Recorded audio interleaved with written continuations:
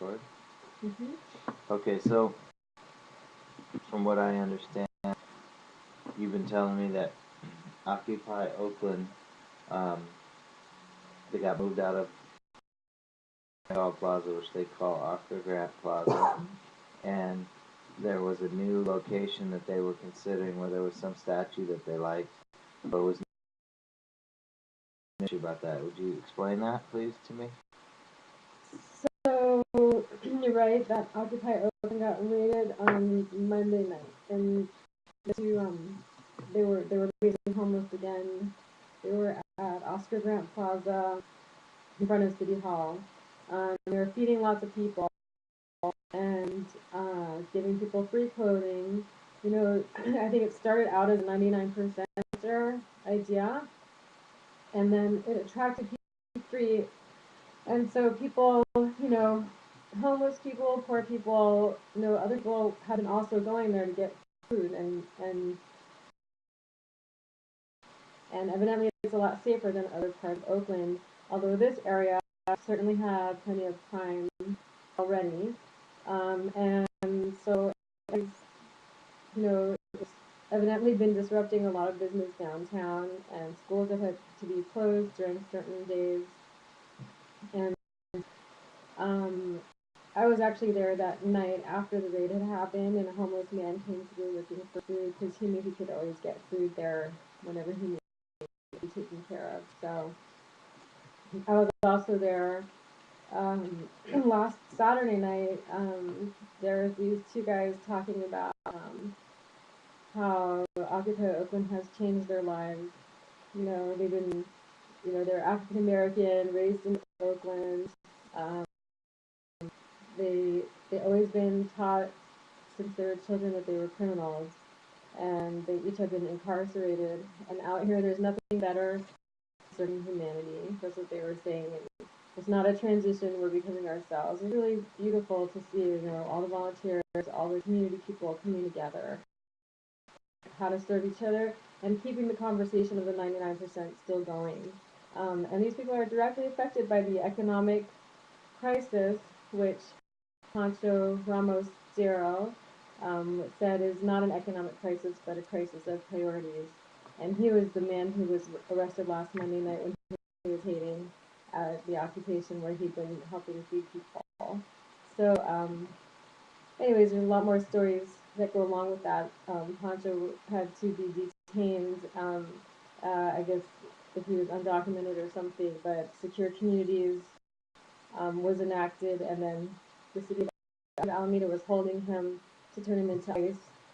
And I guess ICE, after charges had been dropped against him, ICE released him. So that was kind of another issue that was raised by the Occupy movement, was ICE and secure communities. The program is not supposed to be targeting people that are not criminals. So this was a good example of somebody who was not a criminal that wasn't deported through secure communities. But evidently their statistics aren't as consistent in general. So I just want to get back to the fact that now they held a press conference yesterday, Thursday, I guess, at the General Assembly. Who held a press conference? It was people from Occupy Oakland that had been participating at the General Assemblies and people part of the media committee. What's the media committee? Well, there's different committees that get established through the General Assembly.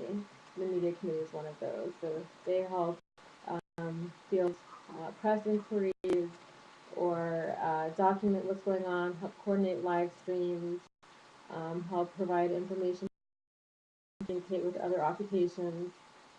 Um, so there's also, I think, a separate website committee and a separate facilitation committee, and all kinds of committees that they're at this new plaza. And that was decided on Thursday evening. I haven't ever been What's the to plaza it today. called? I don't remember the name of it, but it's kind of special, I think, especially since last September when there was this new statue put in there. Evidently, it was paid proportions, but the statue has great peacemakers. Martin Luther King is on there, Gandhi is on there, Coretta Scott King is on there. It's just all kinds of amazing, images of people, and um, I think that's why they chose that to be under the shadow and guidance of these nonviolent peacemakers and for the everyday person. So, especially after the police brutality that's taking place. So basically, there was a rally today. Today's Saturday, November 19th, and I was there, but at the rally to oppose the police brutality that had happened against the occupation. And at the end of the rally, they opened the new camp, this new site, which has drawn some negative feedback from families. Part of the school, borders on that park, and where some of the kids go. I think it's like a junior high school age, and I guess there's drug problems that are not immune from the other problems of society in Oakland. But a lot of the families and parents have been raising concerns about not like more crime brought in by Oakland, which I think is uh, a question that needs to be talked about. Sure. But there's also a lot of parents and people from that school community that have been welcoming the occupation and trying to participate and influence form and duration of the new occupation, that new site. It might not stay there long. I believe the school is on vacation this week. I think that they really want to have opportunity to statue. So I think that that's the message we need to take away is Occupy Oakland placing itself by the statue of these nonviolent people. Why do you think Occupy Oakland is important? Well, Occupy Oakland has successfully kept the hub of mobilization for the 99% issues to keep coming up. And each time they've rally, it's happened, and people have come out in force. And tens of thousands of people have been coming out at a time. So whether parties, all kinds of social issues going on, the Occupy Oakland is holding the space for that. And not only that, but it's like really walking its talk. Like it's out to have a message, and when it finds out that the community around it needs food, it gets the food. The volunteers come out, the donations come out, and it's remarkable creativity and the culture that evolved in that space. That a lot of new people that were new to community organizing, in participating, and it's everyday people. So I think it's really important for that. And I don't know what the right location for them is.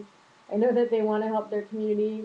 I've heard people asking about ways that they can benefit the school itself. Um, you know, It's almost like it's sort of like a movement that's searching for something to do, searching for ways to help the school, like feeding the homeless. What's it there for at all, and why is it important that it continues? Those examples of organizations serving homeless people or poor hungry people, and now being around the school and talking about how can they be support to the school. Basically, they want a place to be based, a physical base, where they're bringing important issues to light and bringing a possibility, a center for conversation and discussion and community action. So I think that it's accomplishing those things. I don't know the right place for them, and I think that's the nature of the occupation. How long would you like to see there continue to be people camping out in Oakland under the banner of Occupy Oakland? Like, would you like to see it go on for months, years? What would you like to? I have no idea what it's going to look like. What would you like to see, I'm asking? I can't tell you the answer, but I can tell you the process happening. No, I want to know what your personal goal would be. Like, what would you like to see happen out of this? I mean, me personally, I feel more committed to be out there shooting video I'm broadcasting at greendoula from Ustream, Twitter, Flickr, TwitPic, whatever. And I feel compelled to do that because I don't think these people should be beat by police. You know, if they're a nuisance to the community, I'm sorry to disrupt your comfort. I'm really happy to have a message that's consistent and in solidarity with the other occupations going on. And um, and I think it's beautiful what they're actually doing. These are not really violent people, you know. But I feel like you're not answering my question. I want to know what you personally would like to see come out of this, and how long you'd like to see it go on. Well, I think I'm getting to that. So I'm hearing you say you feel committed to videoing them. So that's my immediate goal. My participation in Occupy Oakland. I can't be at a GA. I don't have time to be at a GA. I can be out there and videotape people and hear their stories. That's like some of the most important thing is for the people's stories to be heard and people to be understood. So I would have my personal goal in that. And ultimately, you know, I want it to be a peaceful process, whatever it is. I don't want to see people hurt. And the war is righteous, and I support it, you know. And so, if it's so fundamental that they don't want to get involved with previous existing campaigns to change particular laws or political parties or any of that, and they want to start a whole new paradigm, and they want to create a commune somewhere, like let them, you know. I mean, I think it's broader than just Oakland. It's going to be a more broad-based evolutionary change that will happen. So I can't really predict that. But I hope that it doesn't just die out, and I don't think it will. I think that the people that are going are really committed, and they keep coming out in large numbers. So how long would you like to see it continue? I think it's as long as it takes. To do what? That's what the San Francisco district supervisor said when they came out there before the election. Lois, Jane Kim, Eric, they were saying, we will support you as long as you're here, as long as it takes, whatever it is. It takes to do what? I think that they're looking for is equality, and that people should be able to live a good living, make a good living, have a good, safe place to live, not be hungry. And I think that the reality that people are suffering on a daily basis, like lots of people are suffering and struggling and stressed out, and it's all connected to abuse of youth, and people are realizing that the people they owe money to are the wealthy people who are making money off of their debt. My favorite sign, I think, was education should not be a debt sentence. I think that was a really, really good one. You know, it goes across the whole spectrum of issues. It's bringing all the progressive together. It's an opportunity to build more unity and understand the systemic problems. So thanks for interviewing me, husband. I'm going to turn this off.